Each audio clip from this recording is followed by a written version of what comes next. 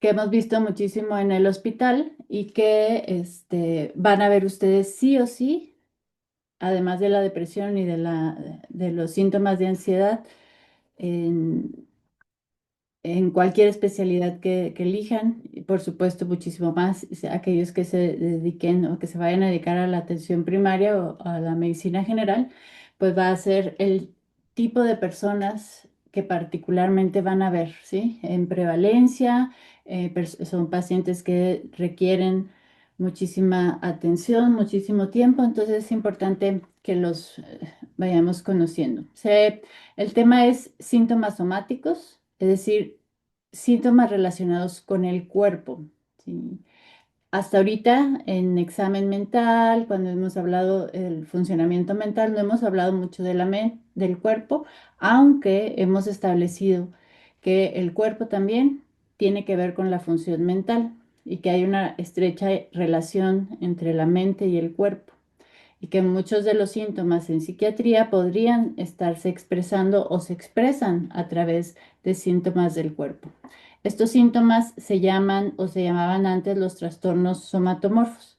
Son un grupo de diagnósticos que de manera particular ha tenido muchísimos cambios en su clasificación porque tiene que ver con todos los avances y los hallazgos que se han dado en los últimos años en relación con la neurociencia y la posibilidad de entender que esta dicotomía que previamente dominaba la medicina de la mente y el cuerpo, o la mente como una cuestión abstracta, no relacionada con el cuerpo, había influido en cómo concebíamos muchos de los síntomas o de los síndromes que actualmente entendemos como los síntomas somáticos o los síntomas funcionales. Es un diagnóstico que también pueden ver o entender como este grupo de síntomas que se les denomina síndromes somáticos funcionales o síndromes funcionales. Si ustedes, y es parte de su tarea, porque es pregunta de examen, le preguntan a todas las especialidades o a cada una de las especialidades qué entienden ellos por un síndrome funcional, se van a percatar que se refiere a estos síntomas que no tienen una explicación médica suficiente, ¿sí? Hay personas que dicen síntomas sin explicación médica, ¿sí? Pero el no incluir este concepto de sin explicación médica suficiente o sin explicación médica conocida aún, porque hay muchas personas que en el momento en el que consideran que existe un síntoma sin explicación médica, inmediatamente lo atribuyen a aspectos psiquiátricos y aspectos psicológicos, como si lo psiquiátrico y lo psicológico no fuera en sí mismo una causa médica, ¿sí? Esto que veíamos desde el principio, esta división en medicina de la psiquiatría como algo que no tiene que ver con nada terrenal, nada físico y todo lo demás como algo físico, cuando en realidad el problema o las alteraciones de la mente tienen que ver con alteraciones en el funcionamiento del sistema nervioso central, ya sea a nivel del cerebro, periférico o de estos sistemas, por ejemplo, nervioso autónomo, que podría presentar ciertas alteraciones. Son síndromes somáticos funcionales que tienen un impacto importante en la calidad de vida y en el bienestar. Y la cuestión es que no son diagnósticos o no son síntomas que tengan una alteración estructural identificable, ¿sí? Orgánico. Hasta hace 10 años, ustedes podrían decir que si algo era no orgánico, pues podía ser algo mental, pero no, que algo que no existía, ¿no? Que no había evidencia de que fuera que tuviera cambios fisiopatológicos en diversos sistemas. Actualmente, ya la mayoría de las personas o de los médicos, cuando le decimos funcional, alcanza a entender o a comprender que existe una parte de las enfermedades en las que hay alteraciones estructurales, es decir, que hay mayor o menor tamaño, pero que muchas de las enfermedades tienen que ver con el funcionamiento, es decir, no se observa con las aproximaciones habituales que buscan Si algo está, por ejemplo, si hay un hueso, ¿no? Si hay una fractura, pues se ve la fractura, ¿no? Está estructuralmente alterado, pero en el funcionamiento también puede haber una alteración y no siempre tenemos los estudios o las formas adecuadas de aproximarnos a el funcionamiento. En principio, porque desde el inicio del curso ya les platicábamos, no sabemos muy bien cómo funciona la mente. Entonces, es difícil todavía entender cómo puede darse un síntoma sin que se dé o sin que estemos viendo una alteración evidente. ¿Por qué es importante? Porque en la atención primaria, es decir, en la consulta de medicina general, hasta el 50, hasta la mitad de las personas que acuden con un síntoma que no entendemos o no hay una causa médica clara como lo hay con otros síntomas, en donde queda en el aire, en donde no es muy claro de dónde viene o qué está provocando este síntoma y hasta uno de cada tres personas que acuden con el especialista, ¿sí? Los síntomas no tienen una causa médica concluyente, es decir, como tiene apendicitis, bueno, tiene dolor abdominal, está inflamada el apéndice, se la quito, pum, ya, ¿no? Que una explicación médica concluyente, ya no tiene apendicitis, ¿no? Entonces, hay un amplio número de personas que tienen estos síntomas en los que no hay una explicación, ¿sí? Y no la habrá, al menos no con los estudios y con las herramientas que tenemos actualmente. La cuestión es que estas personas que acuden al médico general o con el especialista están en sufrimiento y tienen síntomas que les están impactando en su funcionamiento y en su calidad de vida. Entonces, a lo mejor para nosotros no hay una causa médica y si no hay una causa médica, pues entonces no es algo que podamos tratar, pero esa persona está teniendo problemas para trabajar, para llevar a cabo su vida, entonces le corresponde igual al sistema de salud. Son personas que tienden a utilizar los sistemas de salud de manera constante, el peregrinaje médico, ¿sí? Entonces, parte de la tarea que ustedes van a tener para su examen, que va a ser una pregunta del examen, es preguntarle a los especialistas que ven, a todas estas especialidades, cuáles son los síntomas o cuáles son los síndromes que consideran ellos que son funcionales y que les describan un poco cómo son las personas que ellos ven, ¿sí? Generalmente son personas, son pacientes que los médicos especialistas que no son de psiquiatría describen como el paciente difícil, ¿no? El que nadie quiere ver. ¿Por qué? Porque son personas que tienen síntomas que escapan a ese control que de repente nos enseñan a tener en medicina, en donde si hay un problema, pues lo resuelvo, ¿no? Para eso estamos ahí, para resolver. Pero ¿cómo voy a resolver algo que ni siquiera sé qué es? Entonces, son síntomas que ponen en jaque a todas las especialidades y todas las especialidades tienen un grupo de diagnósticos que de repente les dicen idiopático, ¿sí?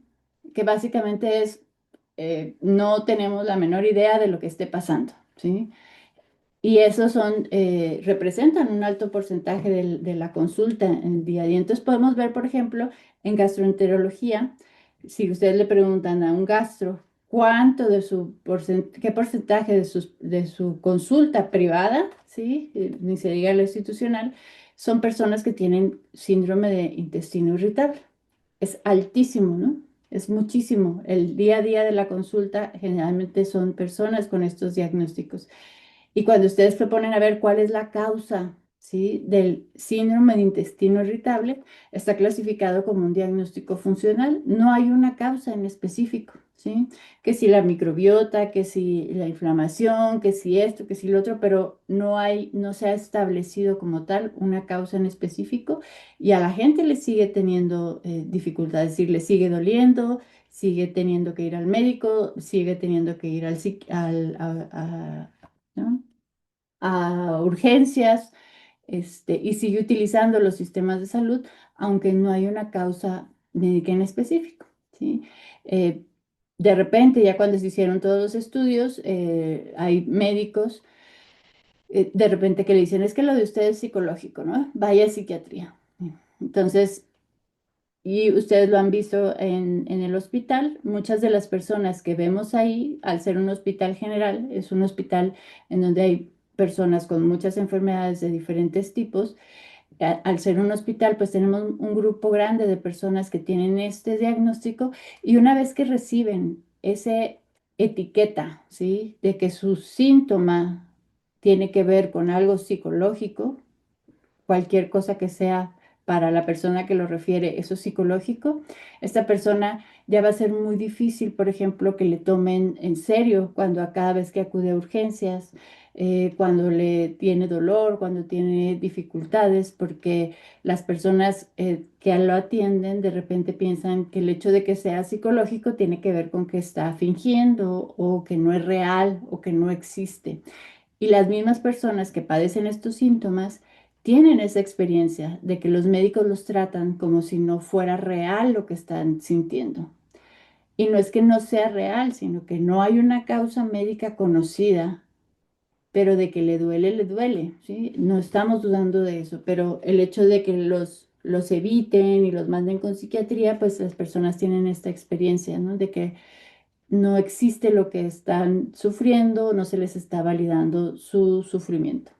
Tenemos, por ejemplo, urología, ahora que vean a la doctora, cistitis intersticial, ¿sí? En donde suena muy elegante, pero si ustedes se ponen a revisar qué es la cistitis intersticial y cómo se trata, se van a dar cuenta y van a empezar a ver que en realidad no hay mucha claridad de qué es eso y cuál es el tratamiento, ¿sí? Cuál es el tratamiento o el estándar de tratamiento y se van a ver que no hay y que muchas de las personas que mejoran, mejoran con intervenciones psicoterapéuticas o intervenciones que tienen que ver con manejo, cambios en los hábitos, ejercicios, psicoterapia. Entonces, suena cistitis intersticial, que hay que está claro lo que está pasando, pero en realidad no hay una causa en específico. Neumología, ¿no? Gente que tiene tos crónica, pero no hay una alteración evidente estructural, pero sí funcional, ¿sí? Que es el gran, uno de los diagnósticos más difíciles de hacer, síndrome de fatiga crónica, ¿sí?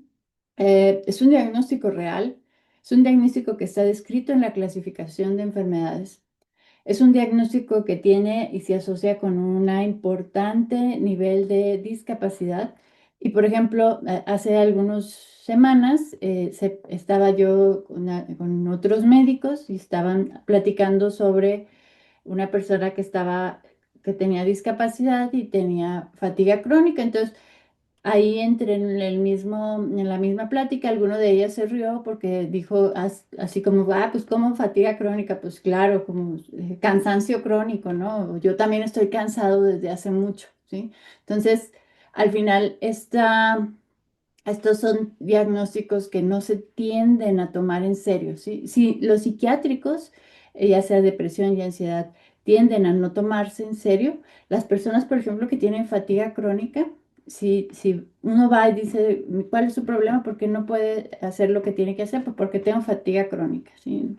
La gente tiende a considerarlo como algo que no existe, y sí existe, ¿sí? Vértigo. El síntoma de vértigo, los que han ido ahí al hospital se han percatado de la cantidad de personas que tiene mareo. Simplemente mareo. Ya lo vio cardiología, le hicieron todos los estudios, lo vio neurología, lo vio otorrinolaringología, todos los servicios le hicieron y le han hecho todos los estudios, pero sigue con mareo. Y es su único síntoma, ¿sí?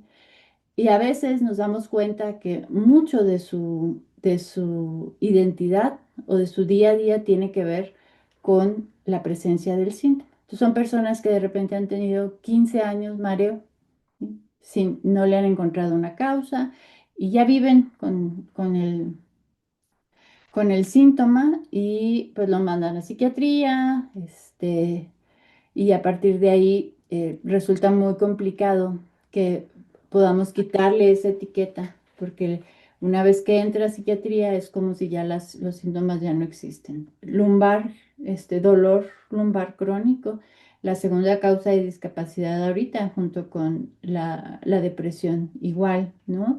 Síntomas inespecíficos, les hacen resonancia, no se ve nada en la resonancia, pero a la persona le sigue doliendo, entonces muchas veces lo toman como si estuviera fingiendo, ¿no? Va a urgencias porque le duele y la gente no lo pasan al mismo tiempo que otras enfermedades o cuando lo deberían de pasar. Entonces, son personas que sufren mucha estigma. Fibromialgia ni se diga, ¿no? Una vez que una persona adquiere el diagnóstico de fibromialgia, es como igual etiqueta, ¿sí? Esta persona está fingiendo, es emocional, es un histérico, tiene hipocondriasis, y todos esos términos que son altamente estigmatizantes y que reflejan finalmente una falta de validación de un sufrimiento que ahí está.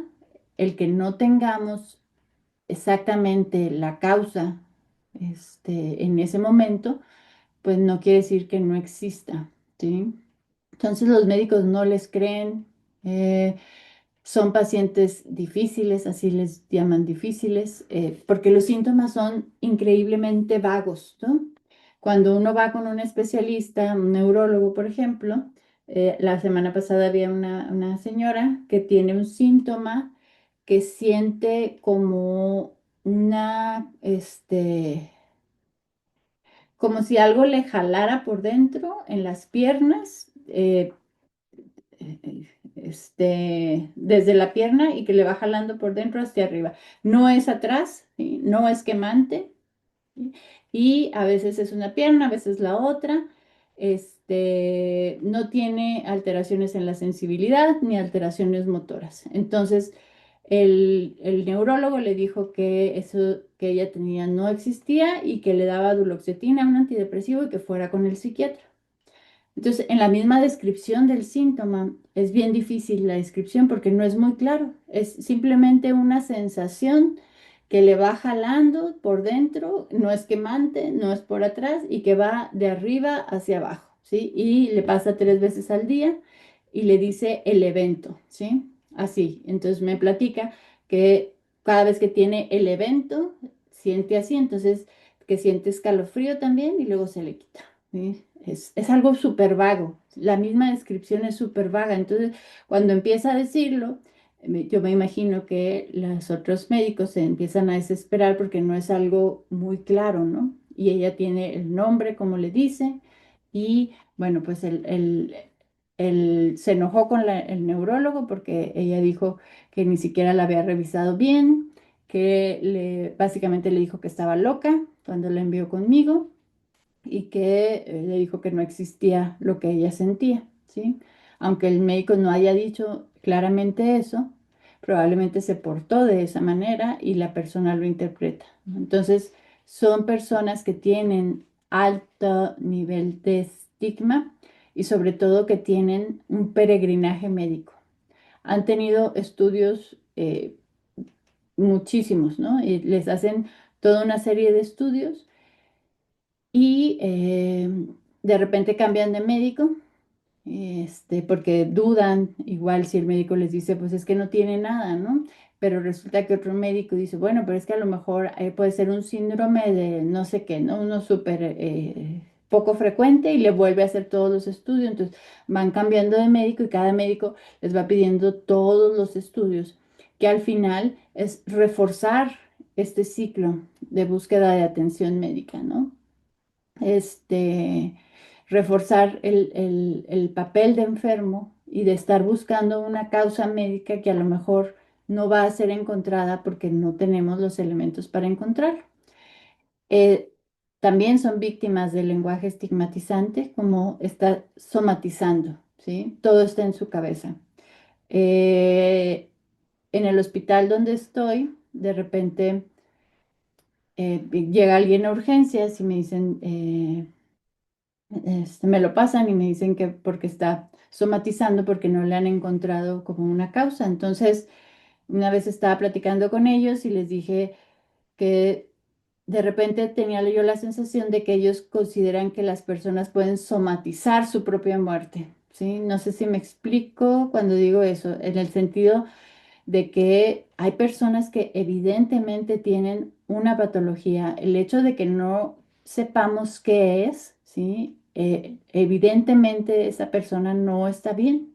¿A qué me refiero con que no esté bien? No es una persona que está en condiciones de ser tratada por psiquiatría, ¿no? Necesita que lo estudien, necesita estar en el hospital, necesita estar hospitalizado, en cama, monitorizado, porque clínicamente se ve mal, ¿no? Entonces, pues yo trato de explicarles que uno no puede somatizar, ¿sí? El hecho de tener ciertas eh, eh, visiblemente alteraciones o un impacto en el funcionamiento. Entonces, esto, el peregrinaje médico. Y de repente, como son personas difíciles, son pacientes difíciles, porque tienen el síntoma y buscan al médico y están ansiosos y están preocupados, entonces mandan muchos mensajes, buscan mucho a los médicos, bueno, están buscando toda la atención, entonces son pacientes difíciles que los médicos no quieren tratar, ¿no? Entonces son derivados a psiquiatría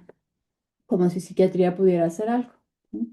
Entonces, este concepto de psicosomático no es es un concepto del psicoanálisis que dentro de la medicina y de la psiquiatría, de la aproximación médico-psiquiátrica, no lo utilizamos mucho porque realmente no nos dice muchísimo. ¿Sí? Entonces, son, así se le denomina, síntomas sin una causa médica conocida, ¿sí? No quiere decir que no tenga una causa, tiene que tener una causa. No hay manera en la que algo se esté presentando y que no tenga una causa, a menos que lo esté fingiendo, pero no lo está fingiendo porque el sufrimiento es real, ¿sí?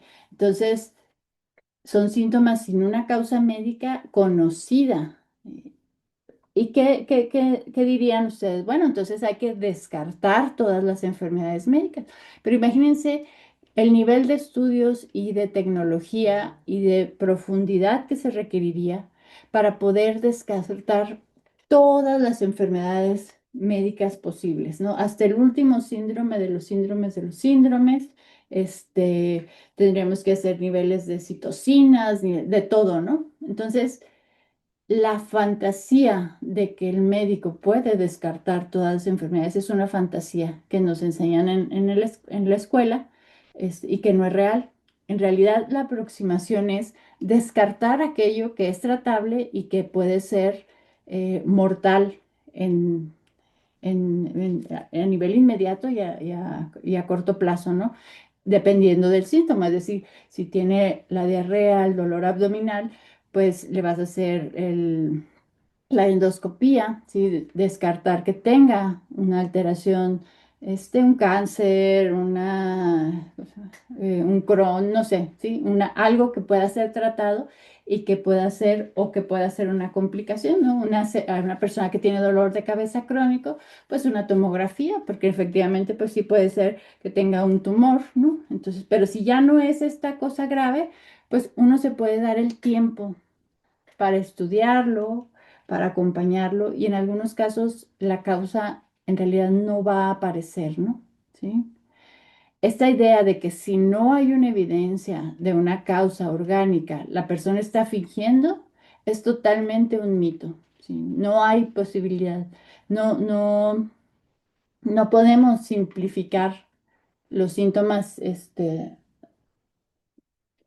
a nivel del cuerpo de esta manera tan fácil, porque cuando alguien dice es que es psicológico, eh, ¿a qué se refiere, no? Con que es psicológico, cómo algo psicológico que yo no sé qué se refieren puede causar un síntoma como mareo, como dolor.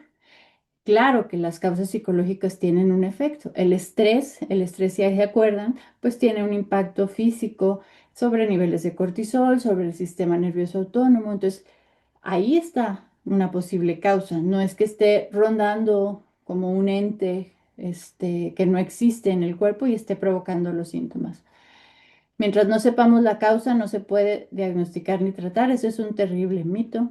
Hay muchos síntomas que se pueden tratar o acompañar, ¿sí? El simple acompañamiento puede hacer que las personas mejoren de una manera dramática.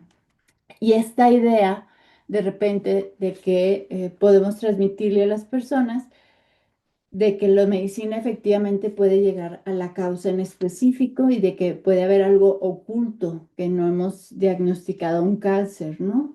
En realidad va a haber muchas personas que van a tener enfermedades que no se van a diagnosticar incluso con el mejor médico, todos los estudios. Entonces no podemos jugar a que como médicos tenemos la capacidad de estudiar y descartar al 100%, ¿no?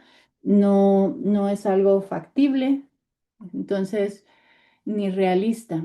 Pero ¿qué sí podemos hacer? Descartar aquello que tiene una mortalidad, ¿sí? Aquello que va a afectar o que sea tratable, de acuerdo a lo que nosotros sabemos. El resto podemos tomarnos el tiempo. Entonces, cada especialidad tiene su forma de llamar a estos síntomas y psiquiatría también tiene su forma de llamarlos, ¿sí? En el DSM-5 se le llama síntomas somáticos, trastorno de síntomas somáticos. Cuando ustedes ven las clasificaciones en el DSM, ven cómo las clasificaciones no han cambiado tanto de un decenio a otro. Pero esta clasificación, y en el CIE 11 y CIE 10, es una clasificación que particularmente ha cambiado muchísimo. ¿Por qué? Porque la evidencia ha mostrado que esas personas que les decíamos que estaban somatizando y que no tenían nada porque era psicológico, pues nos dimos cuenta que sí tenían algo, ¿no? Que tenía que ver con inflamación, que tenía que ver con el sistema nervioso autónomo, nada más que no lo entendíamos, ¿no? Entonces vienen todos estos cambios en la clasificación y esto refleja finalmente el poco entendimiento de este grupo de pacientes que tenemos actualmente. Y así, si ustedes revisan evidencia de fibromialgia, de colon irritable, de dolor crónico, que sin causa conocida, se van a dar cuenta que no tenemos mucha información o que no sabemos bien qué está pasando realmente, pero la gente le sigue doliendo. Entonces, para el DCM5 se le llama trastornos por síntomas somáticos o trastorno de síntomas somáticos de conversión. Se quita eh, ¿cómo se llama? Diagnóstico o palabra que genera todavía muchísimo más estigma, que es la hipocondria, ¿sí? Una vez que a un paciente o a una persona le dicen es que tiene hipocondriasis o está hipocondriaco, ¿ustedes qué piensan? Alguien que me quiera decir así lo que les venga a la mente, ¿eh?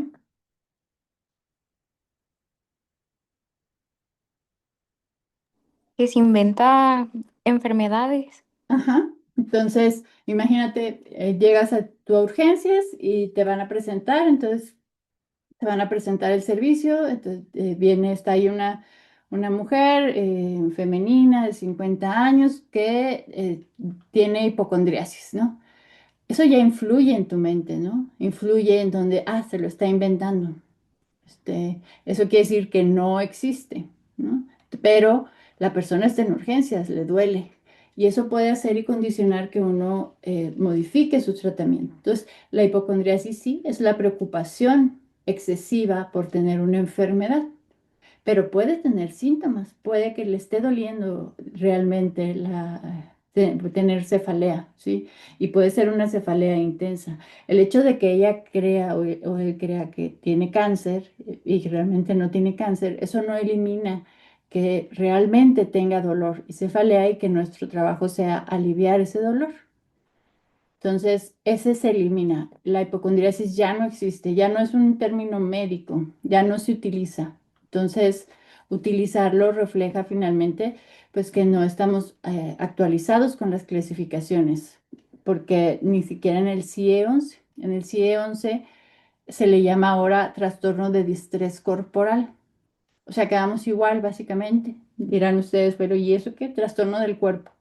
Básicamente, ambos criterios reflejan el poco conocimiento que tenemos en la medicina de qué está pasando realmente con estos síntomas, ¿sí? Entonces se queda muy general, síntoma de distrés corporal, ¿sí? Síntomas del cuerpo.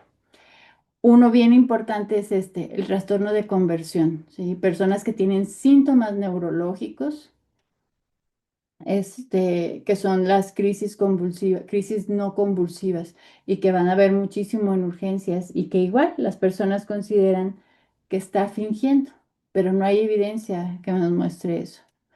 ¿Qué nos orienta a pensar que alguien tiene un trastorno por síntomas somáticos o de estos síndromes funcionales? Pues es que los síntomas son vagos e inconsistentes. Cuando ustedes ven las enfermedades en semiología, ¿no? Ven que ciertos diagnósticos tienen de manera muy clara, ¿no? Que, por ejemplo, del hígado, ¿no? El dolor y que al signo de no sé qué le duele y que cuando vomita le duele más y que aparte las heces son blancas, bueno, cualquier conjunto de síntomas como claritos, ¿no? Que se describió una enfermedad. En el caso de estos síntomas, pues pasa lo contrario, ¿no? Cuando le hacen el signo que le debería de doler más, se le quita, ¿sí? Le apareció cuando no tiene muy claro cómo es, si es punzante, si es ¿qué otros? Sí, dolor punzante, quemante, ¿no? Estas conceptos que tenemos nosotros de la semiología que son muy claros, en estas personas son muy vagos, es inconsistente, ¿no? No es como con otros diagnósticos en las que hay consistencia en los síndromes cuando se hace el diagnóstico, ¿sí? Son personas muy preocupadas generalmente por los síntomas y a pesar de que uno le diga que todo salió en sus estudios bien, regresa a la semana con esta misma preocupación de que los síntomas podrían estar ocultando o teniendo algo más grave, ¿no? Entonces, también son personas que están muy atentos a los síntomas, los cambios físicos. Por ejemplo, hay personas que les tiembla un ojo de repente, ¿no? Y puede pasar desapercibido. Pero cuando uno tiene ansiedad o tiene un trastorno por síntomas somáticos, es como si estuvieran bien pendientes de, ay, híjola, ya me tembló, ¿sí? Y si tengo miastenia, y si tengo esclerosis, y si tengo, ¿sí? Entonces, síntomas que en otras personas son pasados desapercibidos, en las personas que tienen trastorno por síntomas somáticos o síndromes funcionales, están más atentos a todos los cambios en el cuerpo. Y son personas que particularmente se sienten, hacen o los médicos que las atienden se sienten muy frustrados, ¿no? Porque les dan el medicamento y no mejoran, ¿sí? Empeoran. O tienen efectos adversos, o les llaman en la noche porque no les ayudó, ¿sí? Entonces, nos frustra mucho porque se salen de lo que nos enseñaron a nosotros, que era, pues si tiene este dolor y le doy este medicamento, se va a curar, ¿no? En realidad estas personas no se van a curar, algunos de ellos no van a dejar de tener los síntomas, pero pueden sentirse mejor, ¿sí? Si los acompañamos y si les validamos los síntomas.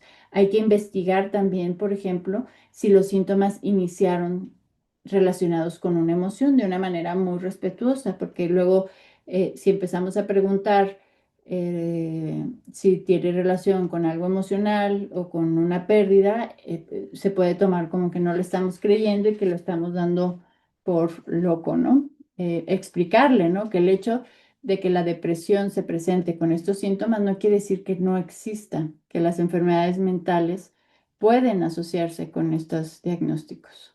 Entonces, los criterios. Cuando ustedes vean los criterios y si los ven, se van a dar cuenta que está súper inespecífico, ¿sí? No nos dice mucho y no nos dice nada. Este, son personas, dice, uno o más síntomas somáticos que causan malestar, ¿sí?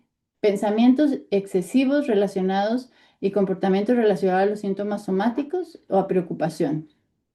Pensamientos desproporcionados y persistentes sobre la gravedad, ¿sí? Y mucho tiempo dedicado en los síntomas. Entonces, básicamente cualquier persona con cualquier síntoma podría tener trastorno por síntomas somáticos. ¿Cómo hacemos la diferencia? Es bien difícil. Pero, por ejemplo, yo de repente que veo personas que están en el extremo, yo les puedo decir, por ejemplo, Recuerdo una señora que se tomaba la presión arterial 10 veces al día, ¿no? Todo el tiempo estaba pensando en eso. Se mareaba tantito y se tomaba la presión. Buscaba todo el tiempo si los medicamentos le iban a hacer efecto. Su vida giraba en torno a esta sensación que tenía o al diagnóstico de la hipertensión. Si le dolía poquito la cabeza, si le dolía menos, ¿sí? Entonces, si se fijan, es una persona que en control, ¿sí? Ya el médico le tiene su niveles de TA controladas, puede haber ciertas variaciones, ya le explico que puede haber variaciones, que no es que tenga que estar todo el tiempo así, que no se preocupe, que si tomando el medicamento va a estar mejor o con eso garantiza que no le va a dar un EBC o no se va a morir al menos en los últimos meses. Entonces ya se hizo los estudios pertinentes, ¿sí? Con cierto grado también de tolerancia a la poca certeza, es decir, hay personas pues que a lo mejor tenían algo que no íbamos a detectar, pero nunca se iba a detectar, ¿no? Ahí hiciéramos lo que hiciéramos.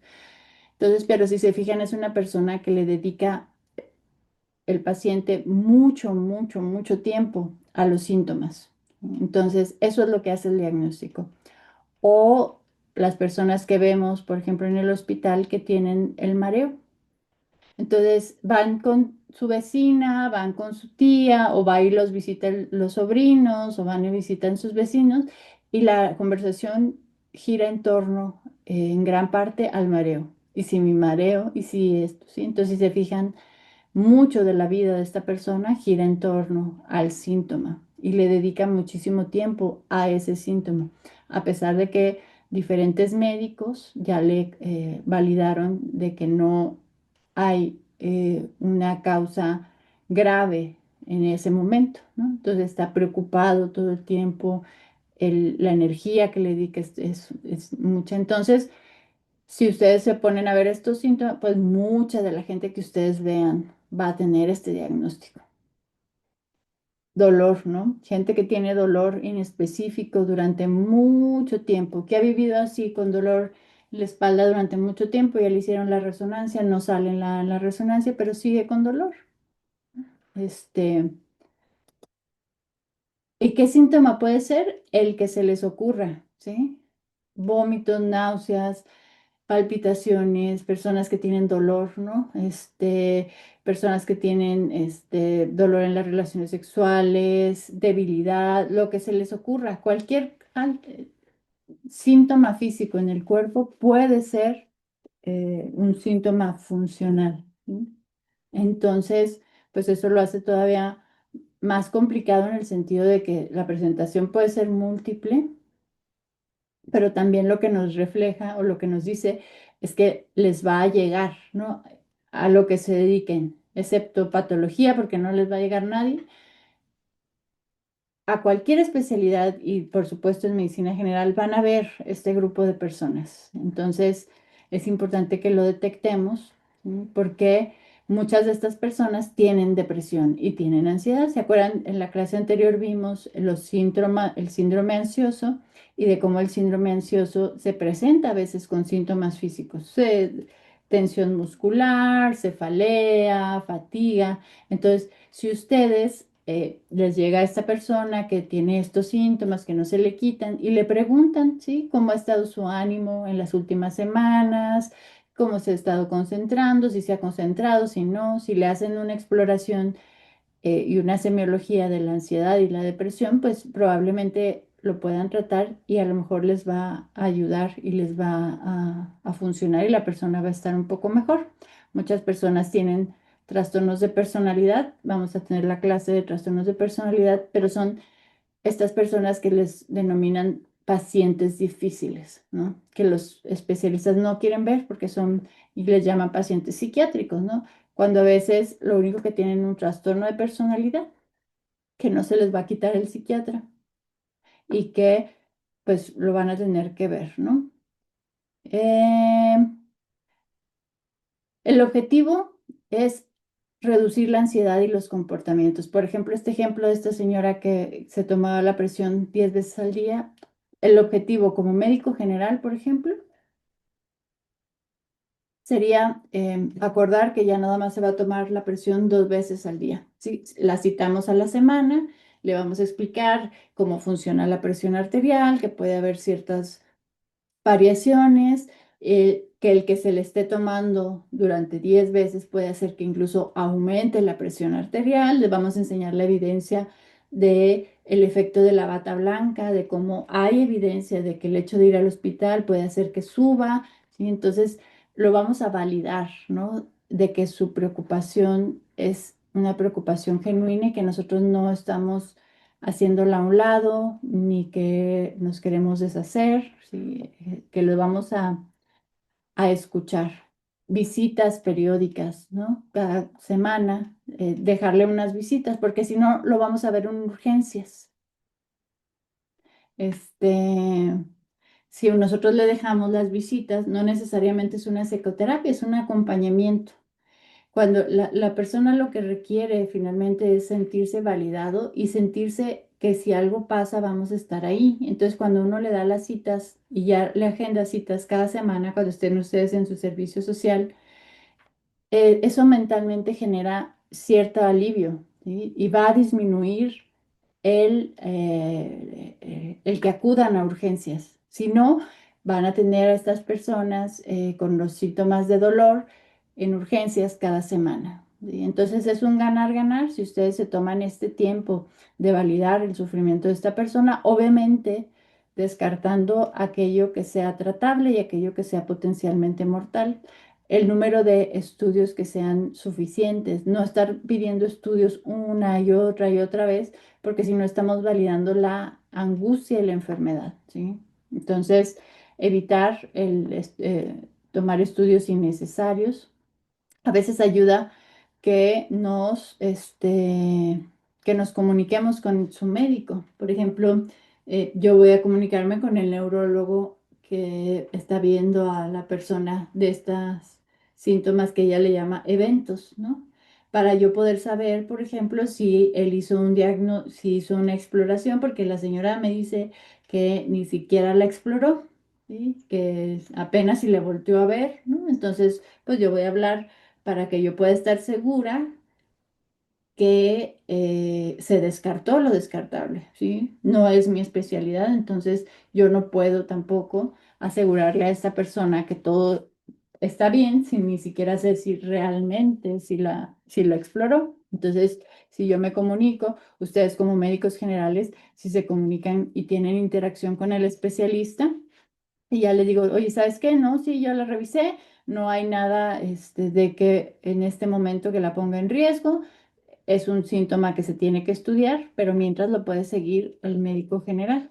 Entonces, la intercomunicación entre las diferentes especialidades y con el médico general es esencial, porque el médico general, la recomendación es que sea quien lleve el tratamiento y la pauta, ¿sí? Porque si no, cada médico o especialista ve solo una partecita, ¿no? El gastroenterólogo va y solo le va a preguntar de gastro, ¿sí?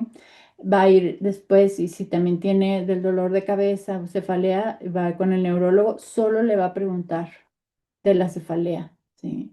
Y luego de repente le dio dolor en las rodillas y va con el ortopedista solo le va a preguntar de eso. Entonces son personas que requieren a alguien que tenga una visión integral, ¿no? Que no vea fragmentos solamente. Entonces, el lugar ideal para ver a estas personas es la medicina general o el primer nivel, ¿sí?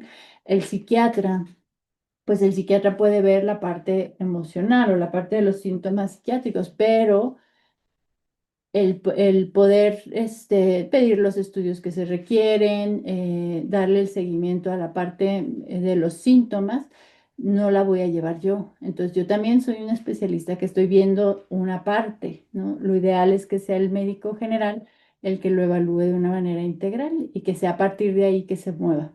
Limitar las pruebas de diagnóstico. Estas diapositivas tienen mucho texto, pero son para que las puedan leer y estudiar, ¿no? ¿Qué podemos hacer? No mucho en términos de intervenciones, ¿sí? No hay un medicamento. Eso angustia muchísimo más, ¿no? El hecho de que no hay algo que le pueda dar, y que ¿cómo no voy a hacer una receta? ¿Sí? Eso, nos quita a los médicos, pues, una de las herramientas que más nos da esta sensación de tener el control de lo que estamos haciendo. ¿Cómo no voy a recetar algo? Tengo que recetar algo, aunque sea una vitamina, algo. Entonces, y no siempre, ¿no? Hay que básicamente hablar con ellos, tranquilizarlos, siempre, por supuesto, con la evidencia, ¿no? No le voy a decir a alguien que tiene cefalea, y que no han encontrado la causa, que no es necesaria una tomografía, porque lo más seguro es que no tenga algo grave, ¿no? Ya que uno tiene la evidencia suficiente, pues puedo yo hablarle con la evidencia que tengo, ¿no? Evaluarlo de psiquiatría, esto se los dejo. ¿Qué más? ¿Qué más? Básicamente, trastorno de ansiedad por enfermedad. Entonces, ese fue el trastorno por síntomas somáticos. Existe el síntoma, ¿sí? Claramente existe el síntoma, es decir, claramente tengo dolor de cabeza. Estoy preocupado de que pueda ser algo grave, pero mi dolor de cabeza es muy intenso. Si lo tengo, me limita mi funcionamiento. Claramente tengo, el mareo es intenso en el sentido de que me limita mi funcionamiento. Después viene el trastorno de ansiedad por enfermedad. Sí, generalmente van de la mano, pero la diferencia principal con este segundo es la hipocondriasis, ¿sí? La persona no siempre tiene el síntoma, o si lo tiene muy leve, ¿sí? A diferencia del otro, pero a veces y generalmente tienen los dos. Entonces, este puede ser una persona que tiene un pequeño dolor de cabeza, no es tan intenso, pero la principal particularidad tiene que ver con una preocupación excesiva de que tiene una enfermedad, ¿sí? Y que tiene la preocupación excesiva y las conductas de búsqueda, es decir, pasar horas y horas en la computadora buscando sobre esa enfermedad, ¿sí? El realizarse pruebas cada semana, por ejemplo, ¿sí? Que se hace un perfil tiroideo cada semana, porque tiene la idea de que tiene hipotiroidismo, tiene la evidencia de que no la tiene, pero le da duda, entonces se genera la prueba en una semana, a pesar de que no es necesaria, ¿no? Personas que tienen, por ejemplo, cuando vino lo de COVID, ¿no? La idea de, ¿y si tengo COVID? Entonces me hago la prueba, aunque no es necesaria porque no he tenido un contacto. Entonces, los síntomas pueden estar levemente o pueden no estar, ¿sí? Pero lo principal tiene que ver con la preocupación de que sea una enfermedad más grave. Entonces, si se fijan, dirán, oiga, doctora, pero está muy difícil, ¿cómo voy a hacer uno u otro? Bueno, pues yo les puedo decir que yo en general tampoco puedo hacer uno u otro, es muy difícil sacar y que las personas se encajen en estos diagnósticos. Para mí es más fácil clasificarlos como síndromes funcionales, síndromes somáticos funcionales, ¿sí? Porque en tratar de encajar en esas clasificaciones tan vagas y al mismo tiempo tan estrictas es muy difícil, ¿sí? Pero lo importante de esto es que ya no se le llama hipocondriasis, que la hipocondriasis es un término que la historia nos dice que perjudica más de lo que ayuda, ¿no? Entonces, estamos tratando de eliminarlo, como tratamos de eliminar la palabra loco, ¿no? O manicomio, porque sabemos que son palabras que llevan una carga muy grande de prejuicio y de emociones y que pueden condicionar que alguien tenga una conducta. Si alguien me dice si alguien llega y dice, es que es hipocondríaco, a lo mejor el médico de urgencias no le hace los estudios suficientes para descartar que realmente tenga un infarto, por ejemplo, ¿no? Y a lo mejor algo pasa. Entonces, eso esta es la evidencia de cómo una palabra tiene una carga muy intensa. El tratamiento, ¿sí? Efectivamente, si son diagnósticos que tienen muchísimos impactos, son bien frecuentes y lo más frustrante para la mayoría de las especialidades no psiquiátricas es que el tratamiento, no hay un tratamiento, es psicoterapia, ¿sí? En algunas personas, si están deprimidos, hay que tratar la depresión y mejorar los síntomas, pero generalmente la mejoría, por ejemplo, solo se ve en el 50%. Son personas que les va a ir relativamente mal, ¿sí? Que personas que van a tener los síntomas durante mucho tiempo y que requieren aproximaciones o tratamientos integrales, ¿sí? Entonces, si ustedes revisan qué cosas funcionan para síndrome de colon irritable, para qué hay más evidencia disponible y van a ver que aspectos como ejercicio, alimentación y psicoterapia es de lo que más funciona. Entonces, a pesar de que hay un montón de estudios y que el nuevo medicamento y que el regulador de inmunológico y medicamentos carísimos, los metaanálisis muestran que ejercicio, alimentación o enfoque en la microbiota o psicoterapia es lo que funciona. Entonces, ¿cuáles son los factores de riesgo en general para los síndromes funcionales? Sexo femenino, ¿sí? El nivel de educación, economía, el antecedente de abuso, bueno, de eventos traumáticos en la infancia, ¿sí? Sobre todo, por ejemplo, abuso sexual. Si revisan colon irritable, al que vaya a preguntarle al gastro, pregúntenle qué porcentaje de las personas con colon irritable ven que tenga antecedentes de trauma infantil o abuso sexual y a veces se van a dar cuenta que ni siquiera lo han preguntado. ¿No? Pero es muy frecuente. El estrés en la infancia aumenta hasta 3 veces más la probabilidad de tener síntomas somáticos. Sobre todo, por ejemplo, el abuso sexual que tiene que ver con el cuerpo, ¿no? Síntomas en neurología, quien le vaya a preguntar en neurología, mujeres que tienen dolor, ¿no? Dolor en la relación sexual o que tienen dolor al orinar o que tienen síntomas de infección urinaria, pero no tienen infección. Tienen un montón de estudios y todos ¿cómo se llama? Cuando buscas la bacteria, cultivos negativos, pero sigue teniendo síntomas. Y cuando exploras, pues muchas mujeres tienen estos antecedentes porque tiene que ver con el cuerpo y cómo el cuerpo y la mente interactuaron desde la infancia, ¿no? Em, ¿Qué más? Aquí nada. Entonces vamos a ver eso y vamos a ver, darle particular importancia a porque lo van a ver sí o sí en urgencias cuando estén en su internado.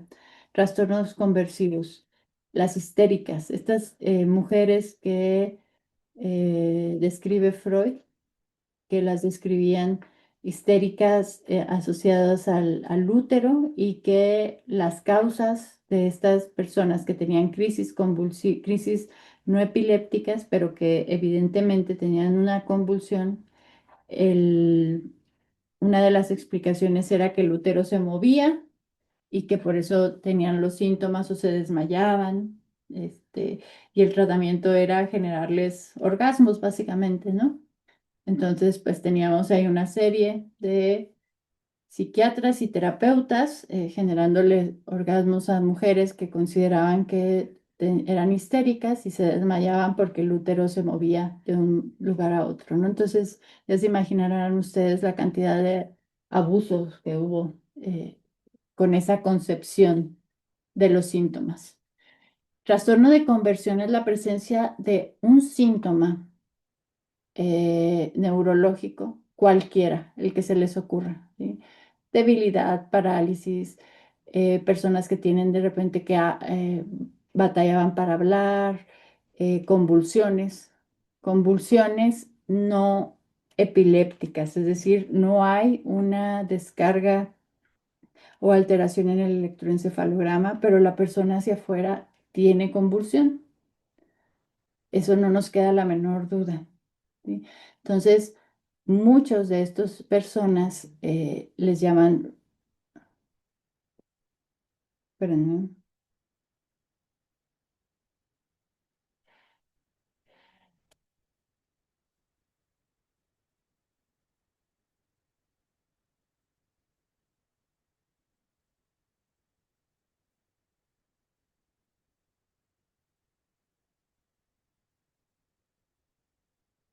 este, les, de una manera un poco despectiva le dicen, es que es conversiva, ¿no?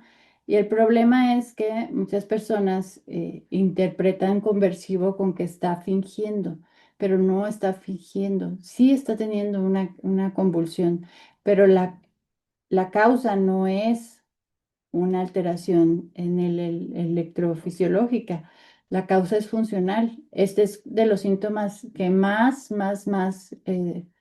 desconocemos. Realmente no hay, si ustedes me preguntan cuál es el tratamiento, cuál es la fisiopatología, no hay, ¿no? Y los que le preguntan al neurólogo se van a dar cuenta que no hay y es súper complicado porque es bien frecuente y son personas pues que se caen, se desmayan, ¿no? Y toda la gente dice, es que no tiene nada, pero ¿cómo no va a tener nada si se cae, ¿no? Se desmaya, ¿cómo va a fingir eso, ¿no? ¿Cómo vas a fingir y llegar a urgencias con una herida, ¿no? ¿Cómo vas a fingir cada semana tener un evento de este tipo? Entonces, así no funciona la psiquiatría y es algo que de repente los otros médicos no entienden de que así no, que la gente no anda fingiendo por la vida estos síntomas tan graves, porque son graves, ¿no? Son personas que tienen los síntomas, pero los síntomas no son compatibles con una enfermedad neurológica, es decir, tienen parálisis de la mano derecha y del pie izquierdo, ¿no? Que no es compatible, por ejemplo, con un EBC o con un patrón neurológico definido. Entonces, tiene que tener una exploración neurológica exhaustiva para que se pueda hacer el diagnóstico de una crisis convulsiva no epiléptica, ¿sí? Así se le denomina, crisis convulsivas o convulsiones no epilépticas, que lo que reflejan es que no hay una alteración eléctrica anormal en el cerebro. Pero para decir que no hay una alteración eléctrica anormal, tienes que haber tomado o tenido la suerte de que tengas un electroencefalograma o un videoelectro en el momento de la crisis, lo cual es bien difícil porque aquí en Chihuahua hay muy poca gente que hace videoelectro, que es el diagnóstico, para hacer el diagnóstico, porque es carísimo, ¿sí? Y porque es bien difícil que la persona llegue y pueda hacerse su estudio y a veces ni siquiera pasa que tengan la crisis ahí, entonces no sirve de nada. Hay algunos elementos que nos hacen distinguir entre alguien que tenga una crisis epiléptica y no epiléptica. Por ejemplo, ahorita vamos a ver un video en donde se ve, por ejemplo, que los movimientos son asimétricos, ¿no? Las personas con epilepsia generalmente las contracciones son simétricas y a veces en las no epilépticas no. A veces el tratar de abrir los ojos, ¿sí? Hay resistencia y no es que estén fingiendo, están en un estado de conciencia diferente, no es despierto, no es dormido, como en las crisis epilépticas, pero no están fingiendo.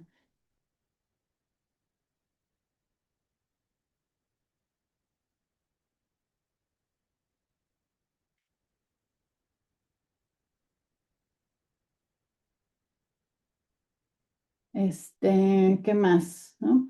Y no todas las personas tienen trastornos psiquiátricos, porque de repente en cuanto llega esta persona que tiene crisis conversiva, lo mandan a psiquiatría porque es psiquiatra, pero no, en realidad es algo que tendría que ser visto desde neurología, porque la persona se cae, ¿no? ¿Qué voy a hacer yo con una persona que va manejando y de repente tiene una crisis? Entonces, es bien importante que sea un manejo multidisciplinario y vean cómo la prevalencia por ejemplo, en los grupos de personas de neurológicos es de hasta el 6%, es alta, ¿no? Afortunadamente en población en general es baja. Entonces, el diagnóstico es ay, descartar una patología neurológica, ¿no? Cualquiera, casi todas las patologías neurológicas tienen un patrón de presentación. Entonces, pues ahí tiene que ser neurología, ¿sí? O el médico general descartar en la medida de sus conocimientos cualquier patología, ¿no? Muchas veces, por ejemplo, estas personas o estas mujeres que tenían estos síntomas y que las trataron como si fueran alguien que estaba fingiendo, tenían esclerosis, ¿no? Entonces, es bien importante tomarles en serio y darles el seguimiento. El videoelectro es el estándar de oro, pero es caro, es muy caro y hay poca gente que tiene el equipo, entonces es difícil. Y la otra es que muchas de esas personas también tienen epilepsia. O sea, podría ser que tuvieran las dos, ¿no? Que unas fueran crisis conversivas y otras fueran crisis epilépticas. Entonces, ¿cuál es la característica? Que no hay una alteración eléctrica en el cerebro, pero sabemos que hay cambios funcionales en el cerebro, ¿sí? Sobre todo en estas regiones, temporoparietal, que tienen que ver con aspectos de el funcionamiento del cuerpo, de la agencia, de yo saber que esta es mi mano, que así me muevo, de propiocepción, de interocepción. Entonces, sí hay alteraciones funcionales, no hay alteraciones morfológicas o estructurales, pero sí la función está alterada. Estas personas tienen un estado mental entre dormido y despierto. Es como hipnosis, ¿sí? La hipnosis es también este pequeño como punto ciego de la psiquiatría en el sentido de que el tratamiento para el trastorno por conversión, si ustedes revisan las guías Cochrane, los estudios o los ensayos clínicos, el tratamiento, el que tiene más evidencia es la hipnosis, ¿sí? Si ustedes me preguntan, bueno, ¿y cómo? Yo en lo personal, por ejemplo, no conozco a alguien que tenga un entrenamiento para hacer hipnosis que yo pudiera decir, eh, vamos a enviarlo con esta persona. No es un tratamiento en el que muchos estemos entrenados, entonces yo desconozco, por ejemplo. Entonces es algo como tan oscuro, pero tan evidente. Yo creo ahí en el hospital hay muchas mujeres, sobre todo, que me envían porque consideran que tiene estos diagnósticos y ya no hay mucho que hacer. ¿Y cuál es el problema aquí? Que de repente son personas que llegan a urgencias y hay conductas hacia ellos que pueden ser hasta dentro de la negligencia. Por ejemplo, hay personas que ya saben que las personas tienen crisis no epilépticas y que lo único que hay que hacer en urgencias es estabilizarlo, esperar a que esté mejor, platicar con él, calmar a la familia y se va, ¿no? Y probablemente va a tener otra crisis. Pero hay gente que, por ejemplo, le hace ¿cómo se llama? De la arteria eh, para medir como el pH, ay, que se me, ¿cómo? Ah, gasometría, ¿sí? Que no le hacen a todas las personas que tienen convulsiones, ¿sí? Si hubiera evidencia de que está habiendo un compromiso, por ejemplo, a nivel de respiratorio, pues adelante, pero de repente he visto que lo hacen un poco para provocar dolor, ¿sí? Para ver si despierta y eso está terriblemente mal, porque la persona ni se da cuenta y despierta y está toda picoteada de algo que no era necesario. Entonces, fíjense cómo estos síntomas y las personas que los padecen, al no haber una causa así evidente, generan los médicos mucha frustración y a veces conductas que pueden caer en negligencia. Entonces, todo eso fue los síntomas que sí existen. Ahora vamos a ver, les recomiendo esta película muchísimo a quien ya la haya visto. Los que sean pediatras van a ver, sí, seguramente a lo largo de su entrenamiento, de su vida, estos diagnósticos que se llama trastorno facticio por poderes o el síndrome de Munchausen. Munchausen, sí. ¿Alguien lo ha escuchado? Son madres que enferman a sus hijos, básicamente, ¿sí? Inducen una serie de síntomas y en donde el objetivo básicamente es jugar el rol de enfermo. Entonces, por ejemplo, este ¿cómo se llama? Una, es una mamá que que básicamente mantiene enferma a la hija durante muchísimo tiempo y internamiento tras internamiento y la mamá se va cambiando de estado, ¿no? Porque de repente hay una doctora que detecta que no hay un patrón específico de las enfermedades y que probablemente la mamá la esté enfermando. Entonces se llama eso, trastorno facticio por poderes, generalmente la mamá o el papá, ¿no? A su niño, por ejemplo, o a uno mismo. Por ejemplo, había un caso de una persona que se tomaba un veneno en dosis bajitas, entonces tenía todo el tiempo sangrado y sangrado y nadie sabía qué pasaba y lo veían en medicina interna y todo el mundo lo estudiaba y seguía sangrando y sangrando y al final se descubrió que se tomaba un medicamento o un veneno, no me acuerdo qué era, que condicionaba que no estuviera coagulando su sangre. Entonces, esto es el trastorno por facticio. Les recomiendo muchísimo esta serie. No sé si alguien ya la vio. Y Sí, pues está padre, ¿verdad? interesante. Está fuerte, sí, pero sí existe. Pero pregúntenle a pediatría, como si hay muchas mamás, este, y eso sí es algo de psiquiatría, pero si me preguntan cómo se trata, en realidad no hay un tratamiento. Lo que hay que hacer es cuidar al niño y vigilar que la conducta disminuya y si es necesario, pues que la ley intervenga, pues adelante. Pero pues es también sorprendente y a ustedes les sorprenderá igual por qué alguien querría estar enfermo. ¿No? Pero ese es el objetivo, la enfermedad. La ganancia secundaria de estar enfermo es estar enfermo. A diferencia de este, que es el más difícil de todos, ¿no? Y de repente es un diagnóstico difícil de descartar, que es la simulación.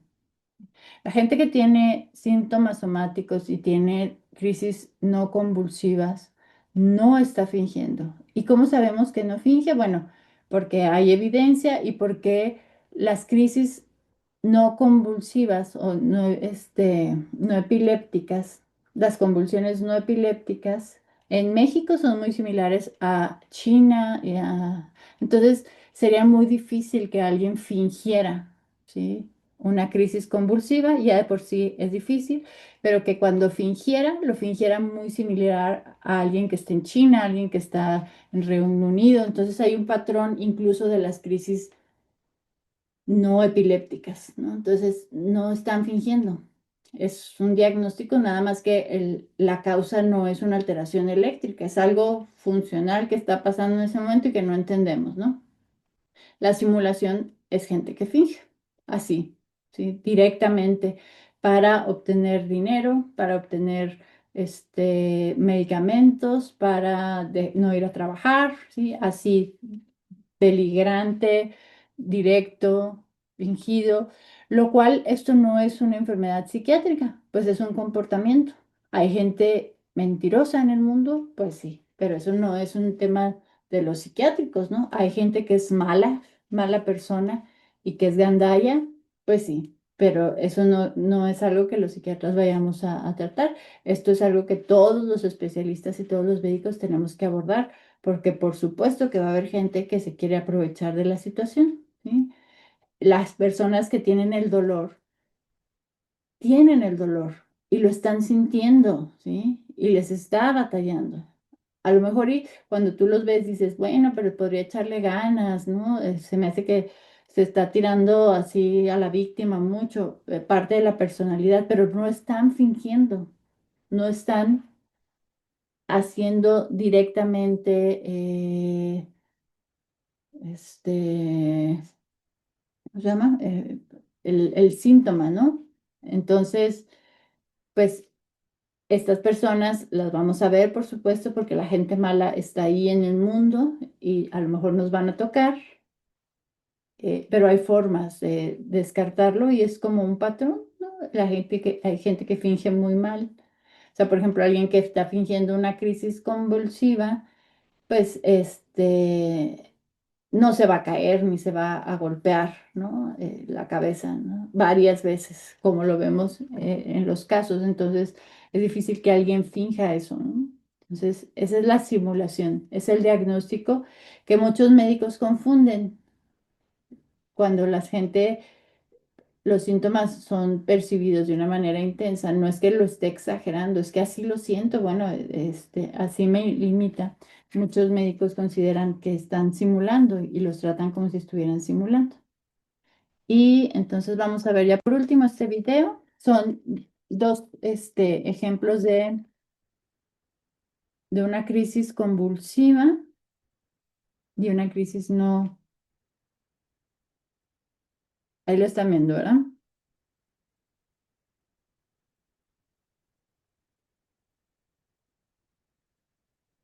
Esa es una convulsión epiléptica,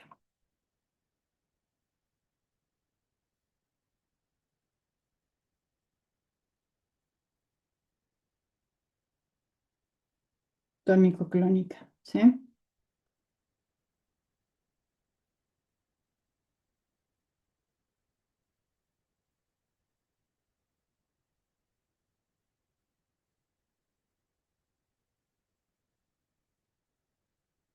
Si se fijan, se ve diferente, ¿no? Se ve asimétrica, pero clínicamente puede ser que no lo podamos distinguir, pero sí hay ciertas diferencias. Obviamente para un neurólogo es muchísimo más fácil, ha visto y tiene más experiencia, pero no siempre vamos a poderlo definir. Entonces, esto fue de los síntomas somáticos. Les dejo pendiente que